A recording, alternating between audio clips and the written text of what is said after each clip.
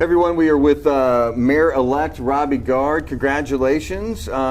Quite the night for you. What did it feel like when you saw those returns coming in? My wife has this picture of me with my jaw dropped, and I think I made the comment, "Is this real life?" Yeah. Just overwhelming.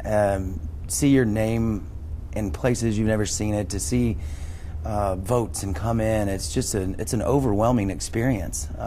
It was a tight race, right? Really was. I mean, it was pretty close for a while as we were watching the results. What did you think? Were you nervous? It'd be hard not to be. I was extremely nervous. Yeah. I was nervous. You never know what's going to happen in those, and we've all who have watched elections seen it start out good or start out bad and change. It's the old saying, never trust anything until the ink is dried, and so I knew that it was going to come down to the finish. So, what does it feel like for people who don't know when you're in a situation like that where hundreds of people have decided that they think that you're the person to lead the city going forward? Is that a weight? Is it overwhelming? How does that feel? So I think there are two weights. The first weight was getting through the election itself and the campaign. That's extremely difficult. And that weight is off, and I felt great waking up this morning. Then there's there's a new weight, and that is a serious weight.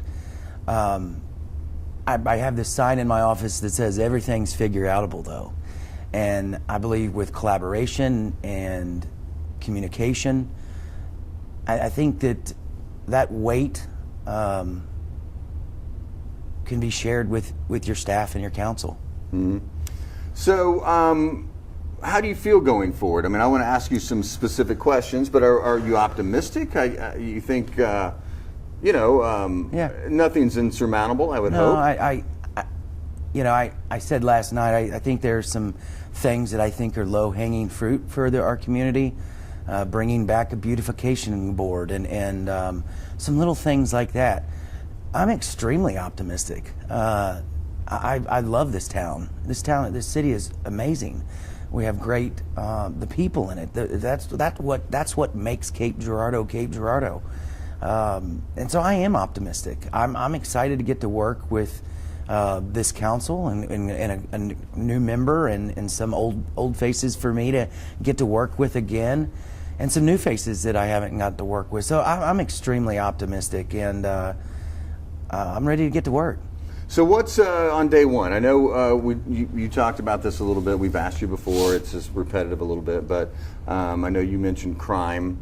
What specifically do you mean when you say crime? Well, when I say crime, I met with some downtown business owners, and some of these business owners are saying we need more police presence.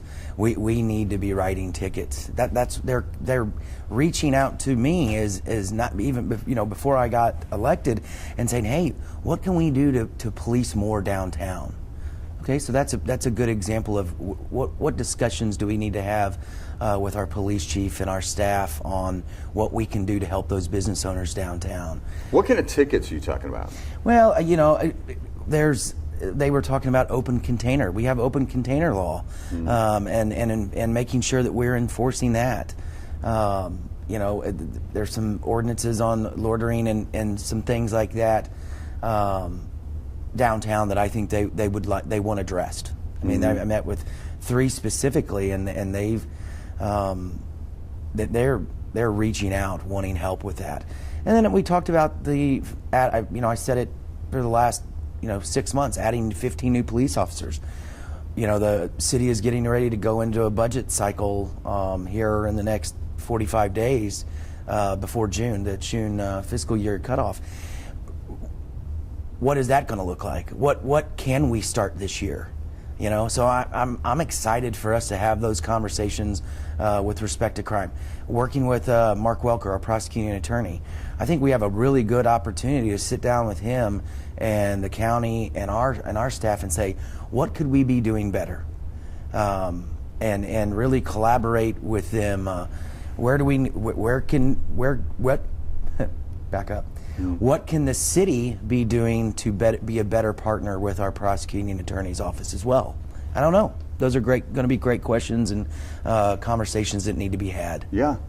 A lot of people have, and we talked about this at the debate, the homelessness problem that seems to be, and you tell me what you think, it seems like it's growing in Cape. Would you say it's growing? And if it is, how do we fix it?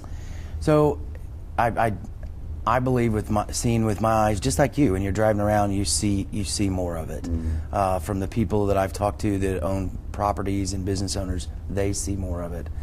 I think that we've got some nonprofits and churches, and if anything, we need to bring them all together. I use a prime example is Lifehouse that Catholic Charities does, and if you look at their program, it's amazing. And the success rate that they have in that. And when I met with some of the people with street level, I'm like, I think there are models out there that if you can bring more nonprofits together and some faith-based organizations together and try to model something like what Lifehouse has. And you and I have talked about it before too. It's a lot of mental health and substance abuse and making sure that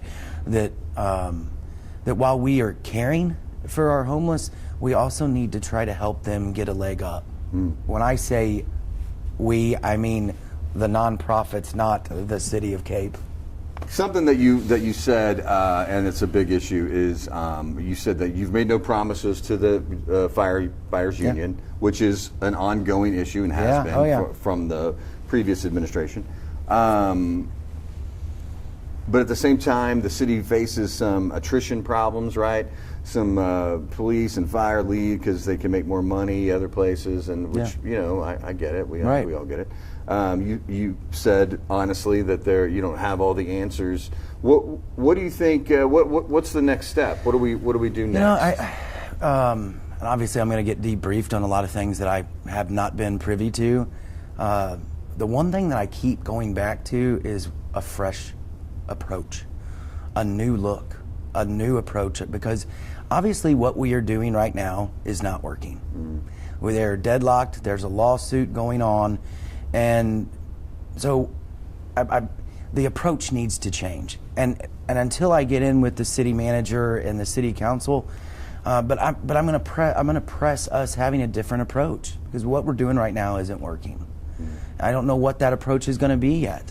But I've told the firemen I always sit down and listen, and I'll stand true to that.